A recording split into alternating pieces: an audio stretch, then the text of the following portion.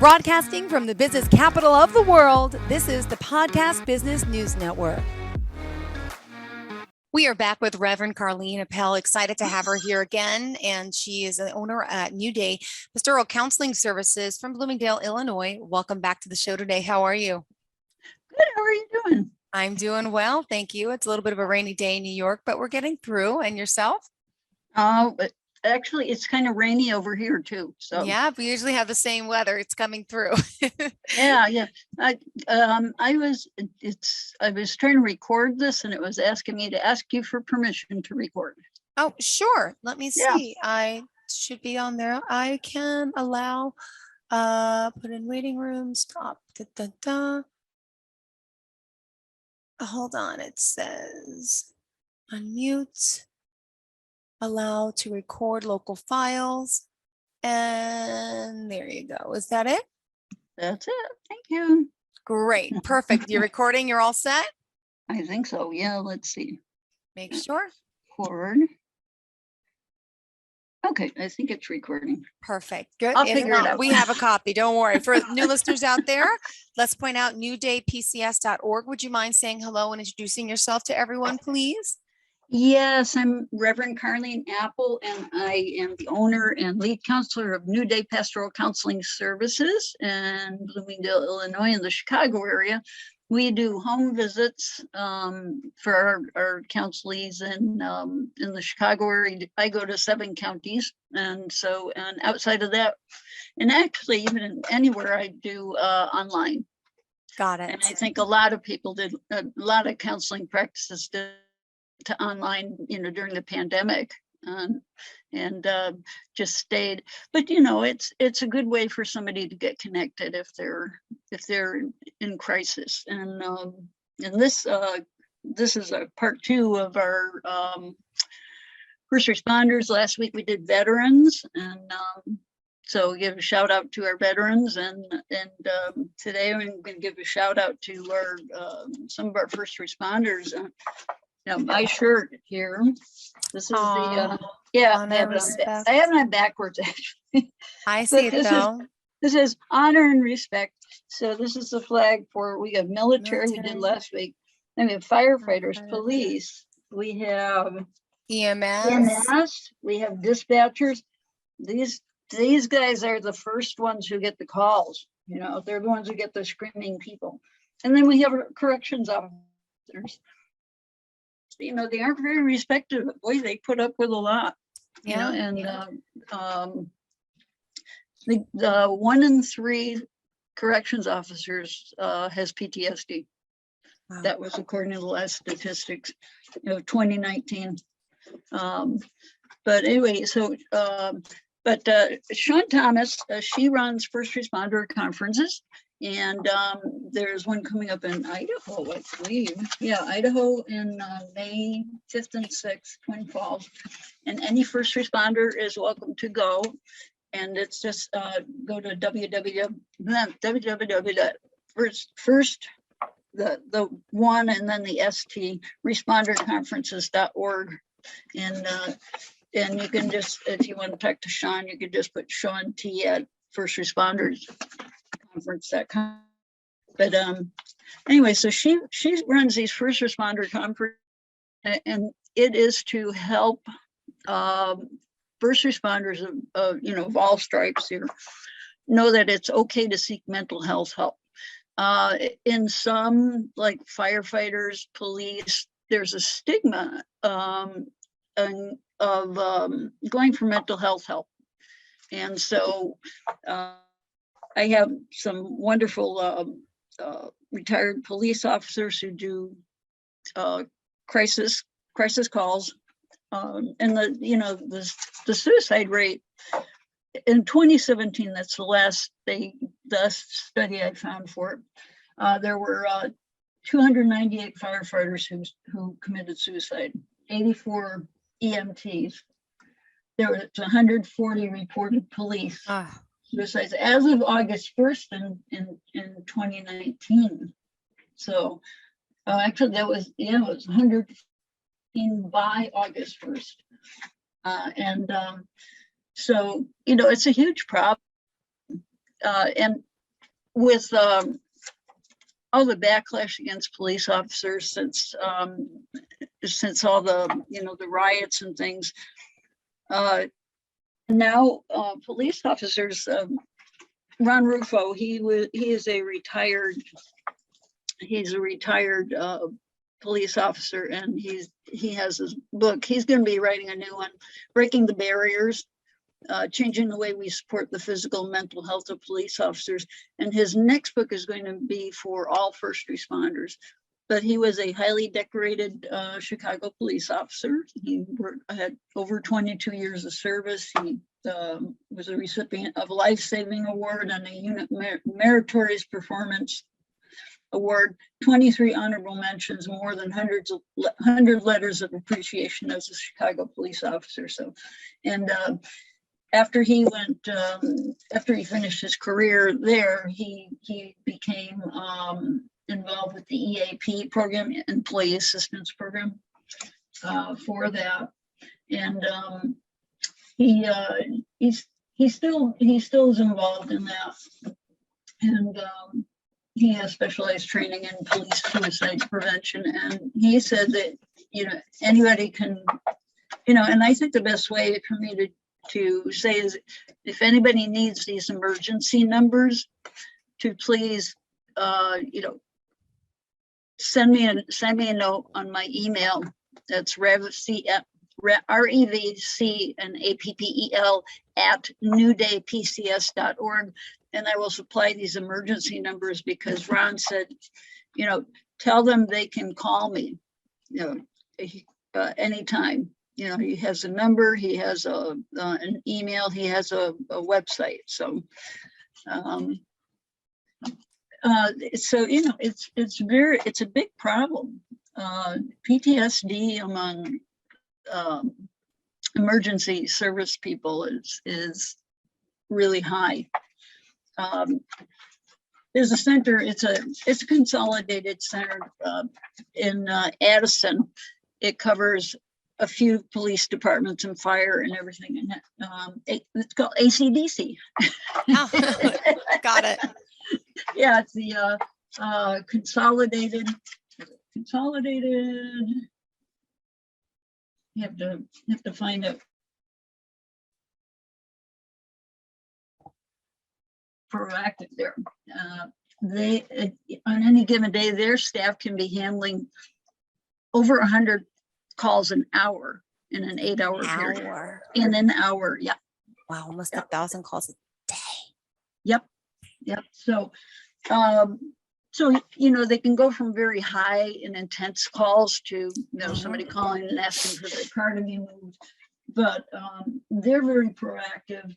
They have training. They've got staff that they specifically address self-awareness of stress. They have training provided from a local mental health professional. The staff members are trained in peer support, and they encourage all their members to seek out a peer supporter if they have, issues. They have a management team with team leads. They keep tabs on everybody, because you never know when you're going to get this really bad call, because the EMS, the 911 operators, they get calls. They might get somebody screaming into the phone, or they might have to give somebody instructions on CPR, and so they're staying with them, and they don't always know what's the outcome of these calls are, and so that's a really high stress job, to be able to guide people if they're having if they're in crisis, and so they really need a lot of mental health help, stress help, ways. They even have a quiet room there that people can go into if they have a bad call. So they also do mental health support with the village of Addison. They've got their employee assistance program and the Northern Illinois Critical Incident Stress Management Team, and that has and even nationwide chaplain services, that where I do my police chaplaincy through Riverton Perry, and he also runs, I think 1041, and that's a radio call, but it's for when they need a crisis intervention team, which might be, chaplains and social workers and psychologists, psychiatrists, and they all go to scenes. And I mean, I get calls to go to scenes too. My last two that I did for police were suicides, and yeah. So, but yeah, it's a huge problem. Police are sometimes they're not even stopping anybody because they're afraid they're going to get sued. Because now, it's gotten to the point where they're allowing police officers to be sued. And if you stop somebody for a traffic violation, and I've done ride-alongs, and you don't know who's in the car, because somebody who's not registered, they may have somebody else's car. They may have carjacked it. And so when they stop a vehicle, they don't know who's in there. And police get killed that way because, if the door opens up and they're walking toward the vehicle, somebody could have a firearm ready, and it happens. So it's scary. That's the most dangerous call next to domestics. So Chicago, they have Chicago police officers quitting after 2 to 4 years instead of, retiring. And some of these, is the crime rate very high in Chicago? Is it clearly it's a stressful job, but what is it about Chicago? I'm not too familiar, if you don't mind. Yeah, okay. The Chicago, they have a lot of they don't have a lot of support from the governmental people, and it's been a big problem that the state's attorney and out in Cook County, she's not going to like me very much, but they're arresting people for crimes, and they're being let go. They're back out on the streets and carjacking another car or doing more harm. Yeah. And I understand the racial tension in that, but when you're in a city, you're going to have concentrations in areas of certain populations. Some areas are the Italian areas, some areas are Black areas and Hispanic areas and Greek areas, and you're just going to have a concentration of any population.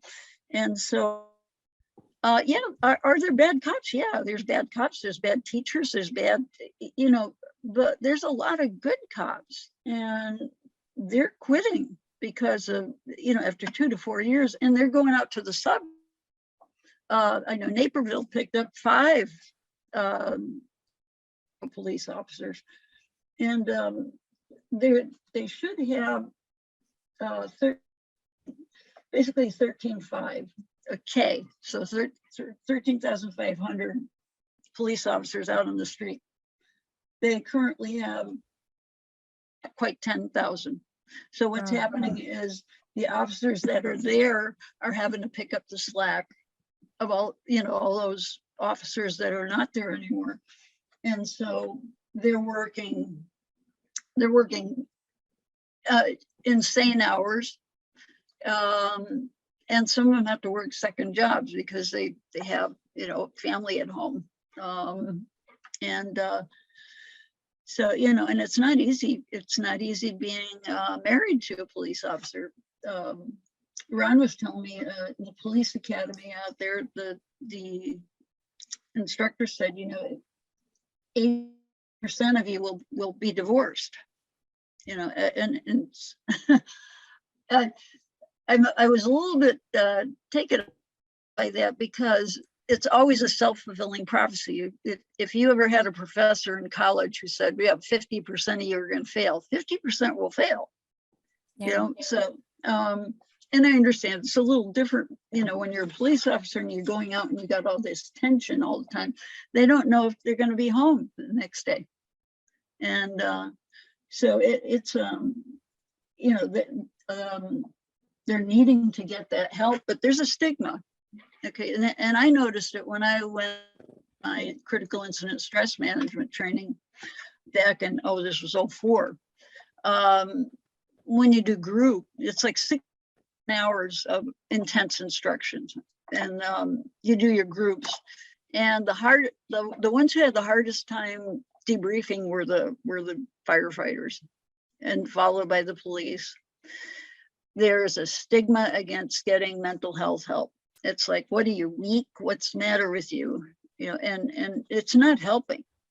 So like Sean Thomas's first responder conferences, those are designed to promote, you know, seeking mental health help, because they have former police officers, firefighters, you know, other paramedics, and other people who have had PTSD, and they're coming and speaking.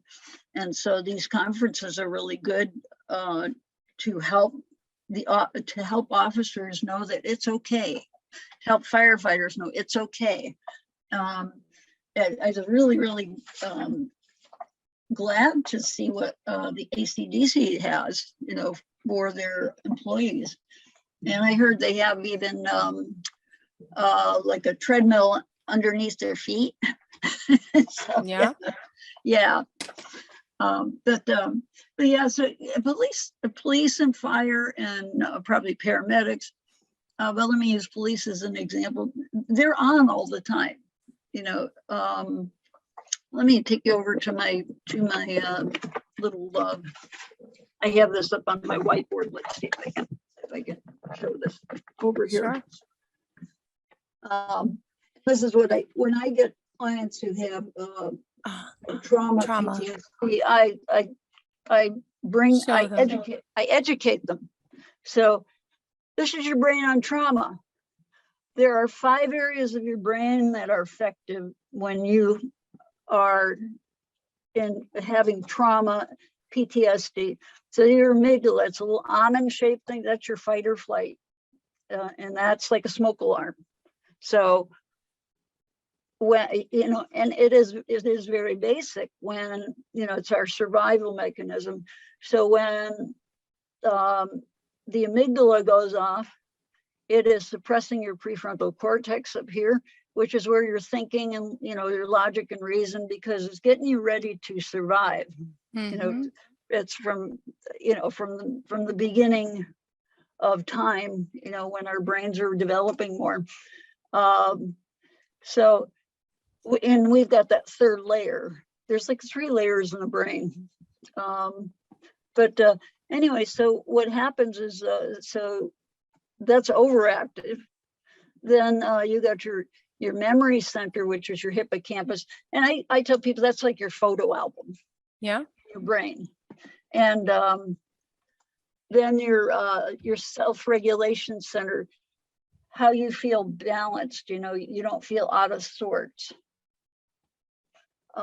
Into your insula, that's like your sense of well-being, that's dysregulated.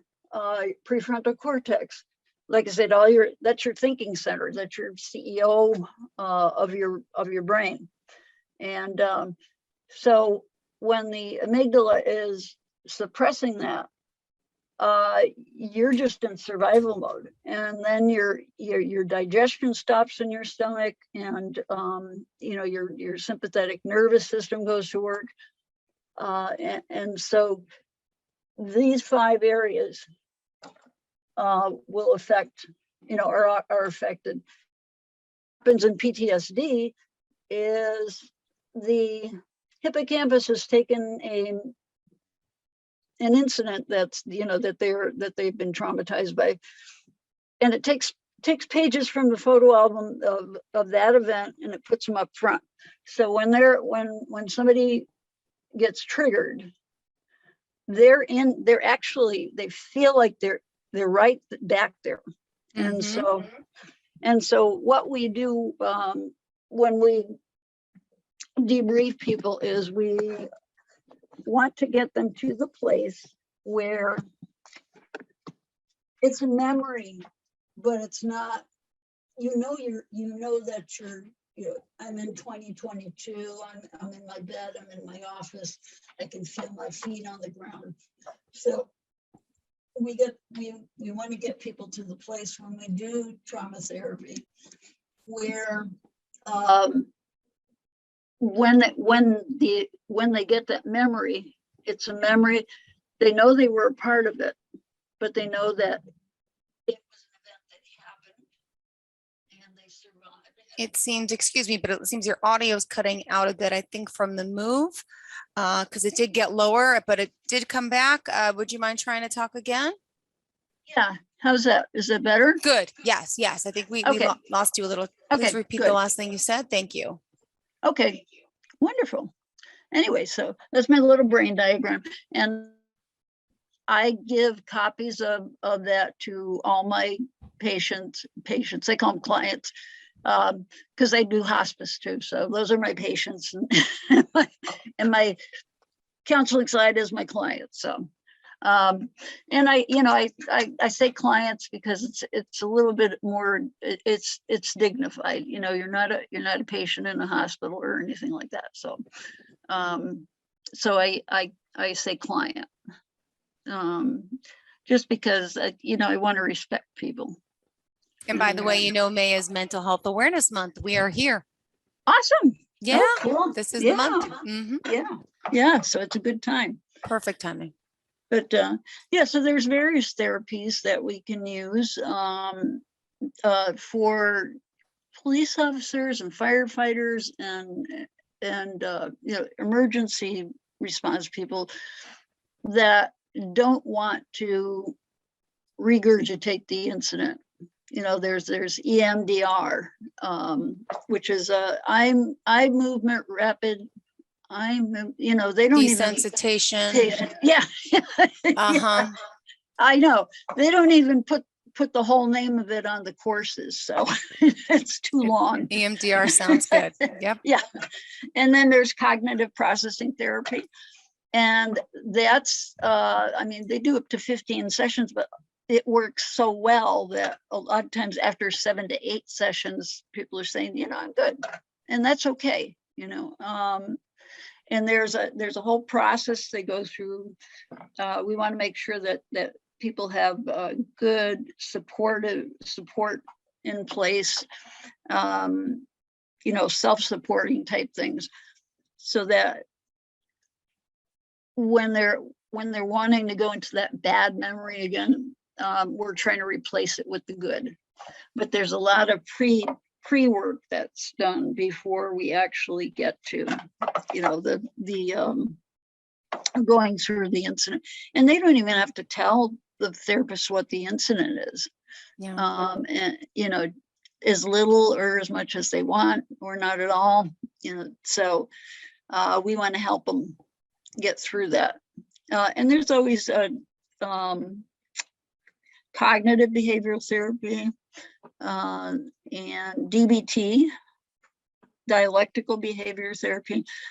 Those are really those standard that are used, but the ones that don't have to talk about the incident.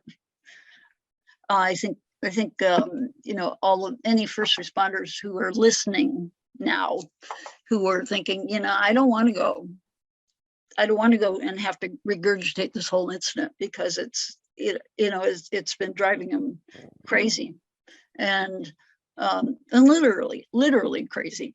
And what we don't want is for them to think that the only option they have left is suicide.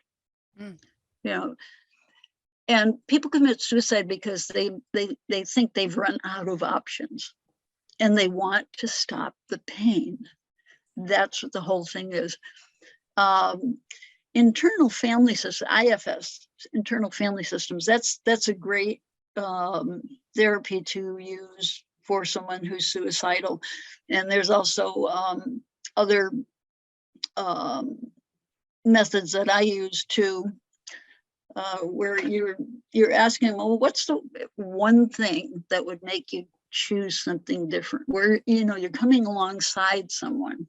And when you ask somebody, what's the one thing, it kind of throws people off, because they're waiting for you to say, well, how come you want to commit suicide? Or what happens is if somebody doesn't want them to talk about it. And the problem is, when they don't talk about it, that urge gets stronger. Yeah. So what we want to do, like an IFS, that's parts therapy. I don't know if you remember the movie Inside Out. Of course, Pixar. kids. Yeah, Yes, yeah. yes, I have kids, so yes, I do. Yeah, and the person that the doctor that I did my study in IFS, he was actually a consultant for that movie. He saw it and he said, "Oh, parts," Yes. So that's what IFS is, and all the parts in you. It's like, that suicidal part. It's actually a part protecting a wound, and it's using suicidal ideations. So what we want to do is we want to talk to the part, and you get permission. And it's really neat how it works, because I did IFS with a client back probably half a year ago, and there was a traumatic incident that happened like 20 years ago, and we went through the process, and it took a few times, and that's okay. Sometimes it takes a long time to get there. But when we finally got permission to talk, I got permission to talk to the part directly. He was able to work through it. Yeah. And the part didn't have to do that, and didn't have to do that role anymore, and just went off, and it was so wonderful. And he hasn't had to come back, and that's what IFS is meant to do. It's really neat to see these kind of therapies work. I was just like, oh, it was just pretty delightful. Well, thank you for being here. Would you mind sharing how we can reach out to you at this time? Absolutely. Wow, a half hour's gone by. Wow. Yes. Anyway, they can reach me they can go online at www.newdaypcs.org, or they can call me at 630-557-6229, or they can email me at revcappel@newdaypcs.org. I want to encourage anyone out there who is needing those numbers, those emergency numbers, because they do have emergency numbers to contact you, right? Yeah. So please email me, and I will supply those numbers to you, because we want to make sure that people in crisis get help. Great. Thank you so much. Thank you for being here again. Yeah. Thank you for joining us. And to all of our listeners, the same. We appreciate you. Have a great day. And don't forget, it is Mental Health Awareness Month. Be kind to everyone out there. And again, try your hardest. Understand not everybody's in your shoes. Always smile. Try something different, and hold that door for someone, because that's kindness right there. Are you looking for even more of the podcasts and hosts that you love? The Podcast Business News Network is proud to announce that you can now listen live on the MyTuner Radio and online Radio Box apps for iOS, Android, and the Amazon App Store. Or check us out online. Search for Business News Network on mytuner-radio.com, or search Podcast Business News Network on onlineradiobox.com/US so you don't miss a minute of the action.